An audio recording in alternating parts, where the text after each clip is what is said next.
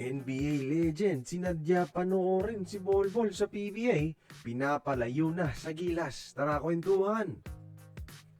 Puno ang arena sa gustong makita si Bolbol sa laban ng TNT versus Titan.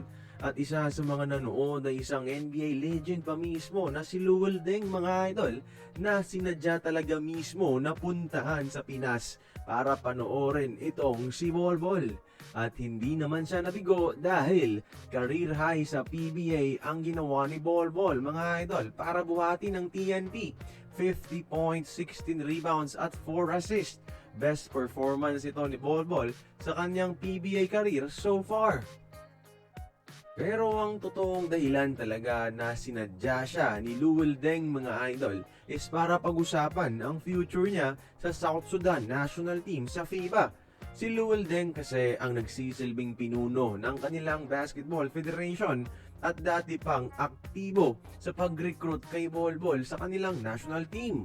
Nabalitaan niya siguro na maraming Pinoy ang nagre-request na sa ating SVP na gawing naturalized player itong si Bolbol para sa ating Gilas Pilipinas.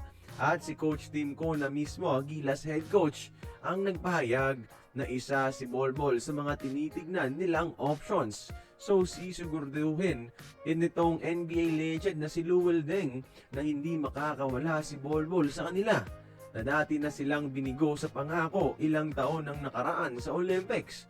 Nababahala sila siguro na baka mapamahal si Bolbol sa ating bansa at piliin niya tayong irepresenta. Pero nonetheless, mga idol, welcome to the PBA pa rin, Luol Deng. Sana nag-enjoy ka rin sa panonood ng Philippine brand of basketball.